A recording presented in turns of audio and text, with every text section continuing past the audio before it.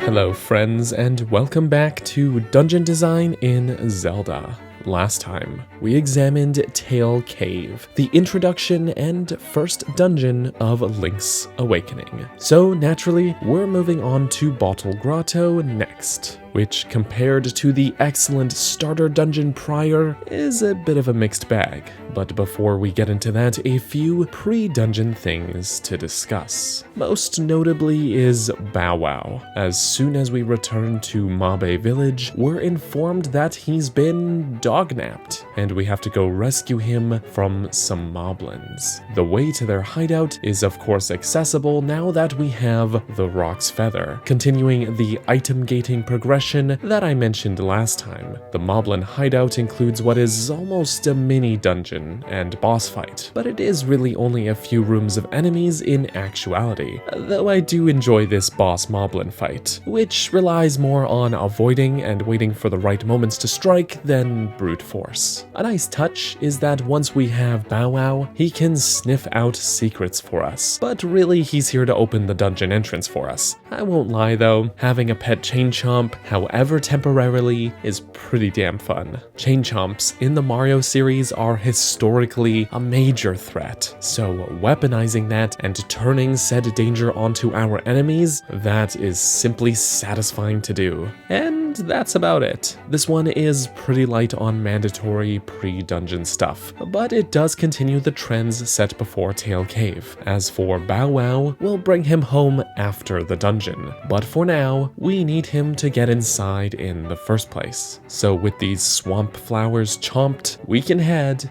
into the dungeon.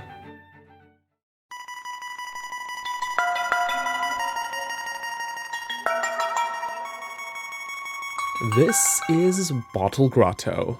Oh look, it's shaped like a bottle, I get it. And it's full of clay pots. I guess it could have just as easily been called Clay Pot Grotto, but that doesn't quite roll off the tongue the same way. I'll be honest, I don't love this dungeon. I wouldn't say I hate it either, but I'd rank it pretty low in terms of this game's dungeons. Coming off the heels of what was an excellent tutorial dungeon in Tal Cave, I find Grotto misses the mark on a lot of things. It isn't awful, it's passable, I guess, but it is definitely on the weaker side compared to some of the other more fun and interesting dungeons that this game has to offer. When we looked at Tal Cave, I mentioned how the dungeons are sometimes held back by the fact that their layouts are drawn in specific shapes. It wasn't an issue there, but it is here. The rigid adherence to making the dungeon bottle-shaped really holds it back from being able to do much with its navigation. Because of the shape, there's very little room for branching paths or puzzles that can span across multiple rooms. Instead, aside from a brief section at the beginning, it is strictly a straight linear path with no central room. This forces them to shoehorn in a couple of underground passages in order to connect certain areas, which is a bit of a band-aid solution. Now, that is not to say linearity is bad or anything like that, but there are more interesting ways to do it, and the best Zelda dungeons are the ones that find the right balance between linear sequences of challenges and open exploration. That balance is just not really what we get here. It's not all bad though. There's some really neat puzzle stuff that we get here, including the reintroduction of gem switches and barriers, making a return from A Link to the Past, which is a navigational puzzle mechanic that I adore. The Switch remake changes the colors of the switches and barriers to more align them with how they appeared in A Link to the Past, while in Link's Awakening DX, they are all blue, making them a little less distinct and easy to understand at a glance. Man, when it comes to puzzle mechanics, a little color coding goes a long way. The dungeon doesn't make the most incredible use of this mechanic. The puzzles with it are restricted to individual rooms, but it's also only serving to introduce us to the mechanic before later dungeons truly run with it. So in that sense, it is good. We are following the right trajectory in terms of difficulty curve. In terms of architecture and aesthetics, the dungeon is also a bit on the unremarkable side. The original even uses the same wafer cookie wall textures as Tail Cave, but with a cold blue tone. The Switch remake continues to lean into the stony cave look, but at least goes to the lengths to change the wall textures of the stone from the last dungeon. And hey, last time I said blue floor would look out of place in this art style, well, I retract that. We got exactly that here, and I think it looks great. It gives the whole place a different vibe from the first dungeon. Overall, in fact, I think the remake's color palette for this dungeon is solid. It only shines more with the added details like these little plants that grow here and there, and the water pooling at the dungeon entrance, which totally makes sense since there's a literal swamp right outside. The dungeon also, in a few instances, makes some great use of darkness with unlit torches, and has some really neat puzzles that require you to take the time to read into things and figure it out. That's all very good stuff. Another positive is the music. Oh, what a vibe. The original version of the track has this great effect where the volume pulses up and down, making almost a pseudo-Doppler effect. It makes the song feel tense and disorienting in a way. The track would actually fit in nicely with the likes of Super Mario World's Haunted Mansion levels. Oh hey, there's even some booze in here. It totally works.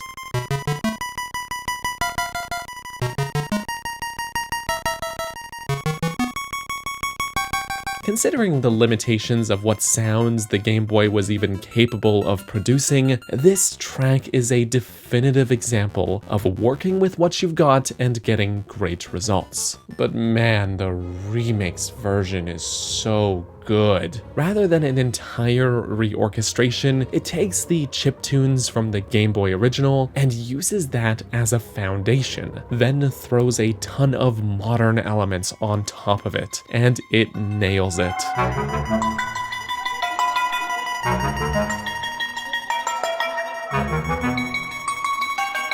It keeps that disorienting, spooky feeling and just adds more layers to give some oomph to it.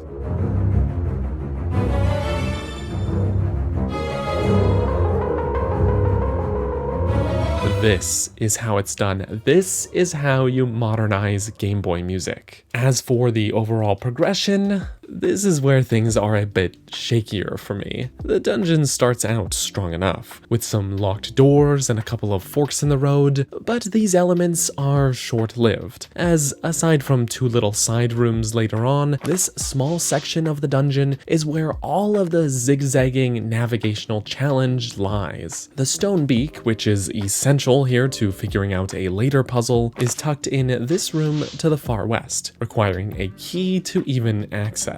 There's a couple of other keys and locked doors providing us a bit of a tangled knot to work through. All the dungeon elements you'd expect are here. A small bit of backtracking, introductions to new mechanics, some new enemies to fight, all good stuff. It just falls apart once we get to this room on the far east side, because from here on out, aside from ducking into a couple of side rooms for the dungeon item and boss key, it's pretty much a straight shot through the rest of the dungeon, with no real branching paths. It seems more navigationally complex than it really is, due to these underground passages linking distant rooms. But since it's the only path to go on, it really makes no actual difference to the overall progression. And even in this room, where it seems like there's a fork in the road, this staircase is inaccessible initially. So again, there's actually only one path to take. Same thing happens here, where this path is blocked off until you duck into this side room for the dungeon item. So it just ends up being all rather uninteresting from a navigational standpoint. There's no sense of poking around and figuring things out, you're instead just being guided through these rooms. All of this may sound a bit hypocritical of me. I've certainly praised many dungeons before for doing, at least on the surface, exactly this. Many of A Link to the Past's dungeons follow this exact structure. An interconnected set of rooms with a navigational emphasis for the first part of the dungeon, followed by a more linear gauntlet of challenges leading up to the boss fight. At a glance, that is what is happening here as well. But in execution, it just never feels as well implemented repeated as many of those dungeons did. Maybe it's because of the length of each section. In those many A Link to the Past dungeons that do this, the first section is always the main bulk of the dungeon, roughly about 2/3 of the total dungeon length, while the linear boss lead-up section tends to be a bit on the shorter side. Here it is very much the inverse, and because that navigational section is so short-lived, it never really gets interesting enough to make up for that latter part being rather lackluster.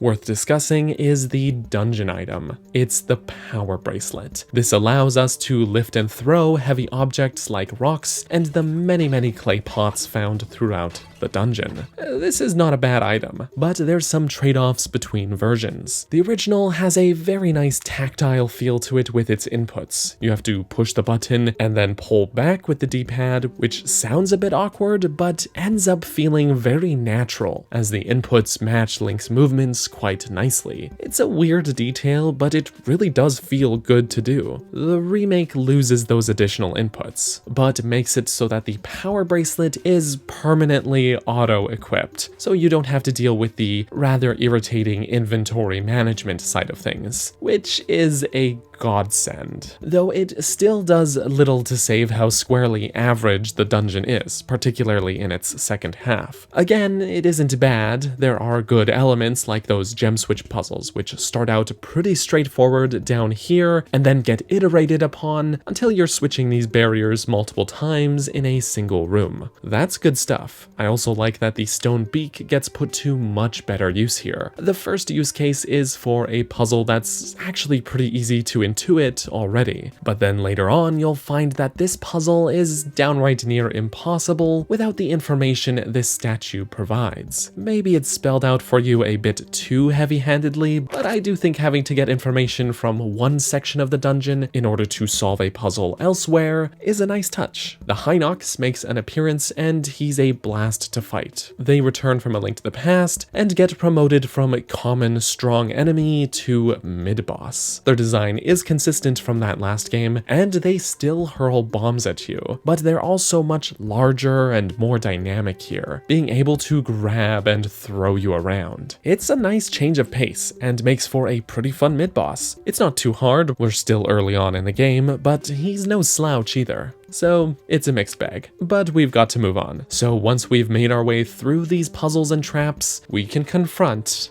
the dungeon boss.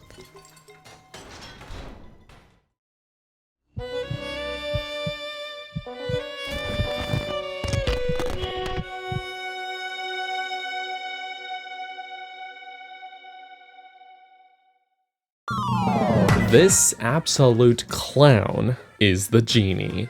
He's a genie in a bottle, except he's a jerk. In all honesty, I just find this guy annoying. He's not an awful boss per se. The dungeon item actually gets put to really good use here, as you have to stun him, then pick the bottle up and smash it into the wall to deal damage. I think that's good. Probably the best way you could incorporate the power bracelet into a boss fight, though his dialogue is a little too heavy-handed spelling it out for you. I think if we were left to figure that part out for ourselves, it might have been more interesting to do. He'll also zoom around the room and throw fireballs at you, overall acting a lot more aggressively than Moldorm did. Strangely, in the remake, I find that the fight is simultaneously made more dynamic, with the genie having a greater range of movement, as well as being a lot easier. The room is made just a bit larger and the torches removed, so I think the extra elbow room here allows you to avoid his attacks much more easily, reducing that overall difficulty. He also has a second phase after his bottle is shattered, in which he'll make a decoy of himself, but you really just have to wail on him until he dies, so there's not much to this. Sadly, I don't have a lot more to say about Genie.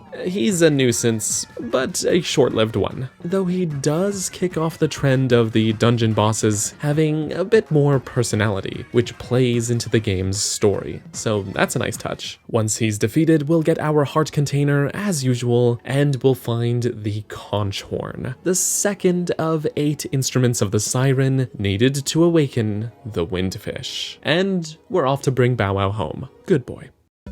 So overall, Bottle Grotto is a mixed bag. It isn't a bad dungeon, but it never really feels better than average to me. The enemy variety overall is great, with some returning baddies from the previous dungeon and some new faces like these Stalfos Knights, and the Pole's Voice who you actually need the dungeon item to defeat. That's good stuff. In fact, there's a lot of good uses for the dungeon item. It's very well integrated into the level design, while also not sidelining the previous items that we've collected. From a design standpoint, that's fantastic. The downside, however, at least in the case of the original version, is that the game treats the power bracelet as an equipable item, meaning it has to take up one of those 2 precious item slots. You thought Ocarina of Time's iron boots were bad in the water temple? This frankly puts that to shame, forcing you to pause and equip this item just to lift up every little thing. The remake gets it right. You lose the tactile feeling of those additional inputs, but the bracelet is permanently auto-equipped, and the remake gives you a context-sensitive action button for use cases like lifting up items. Why this wasn't the case in the original? I don't know. A Link to the Past and heck, even Zelda 1 did it just fine, but sacrificing an item slot just to lift and throw clay pots is frankly atrocious, especially given the fact that your sword and shield are equally treated as equipable items too. I cannot stress enough how annoying the constant pausing to switch items on and off is. This is more of an issue with the Game Boy version of the game overall than with the actual dungeon. And in a way, these elements are a bit at odds with each other. The dungeons all make great, consistent use of your inventory and continue building puzzles that put all of Link's arsenal to use. Even this dungeon uses not just its own item, but also the magic powder and Rock's Feather, as well as balancing those puzzles out with a fair amount of combat. That's all good level design, but it is totally at odds with the game's terrible UI, and it's a bit disappointing to see this issue rear its head as early as the second dungeon. But as I mentioned, the remake really does fix this issue. You get 2 equipable item slots in addition to your sword and shield having permanent button mapping, and context-sensitive action-enhancing items like the power bracelet are permanently auto-equipped. In fact, I noticed while reviewing my footage that I didn't pause to switch items a single time when playing this on the Switch version, while in the DX version I had to do it in nearly every room and sometimes more than once in each room, just to put things into perspective. So, as I mentioned at the start of the series, my literal biggest complaint with this game is smoothed over. How nice. Despite those good design elements I mentioned, the dungeon is still held back by trying to adhere to the bottle layout. There are 3 staircase passageways to connect distant rooms, which ends up being a necessity as a workaround since the dungeon shape hugely restricts how they can lay things out. I frankly would have preferred it if they had not limited themselves to shaping the dungeon this way and focused more on making the navigation interesting, because the room-to-room moments are good. There's lots of torchlighting puzzles, a reintroduction of the red-blue gem switch barriers from A Link to the Past, and a handful of other little neat moments, like those little splits in the road at the beginning. They offer a lot of exploration, but the stone beak placement, I don't love. It feels like they just had to put rooms there in order to maintain that bottle shape, rather than it being a more natural integration into the layout. So while the dungeon is full of good moments, I just feel the overall bigger picture is somewhat lacking. I'd like to thank you for watching this video, and special thanks goes out to my channel members here on YouTube, as well as my supporters on Patreon. So thank you to Greymage, Brenda, Tetra, Justin, Midnight Naomi, Bunny, Stefan, Avery, and their ATHDs, and all of the other folks whose names you're seeing on screen right now. You all are awesome. Thank you all so much for watching, and I hope you all have a lovely rest of your day. Bye-bye.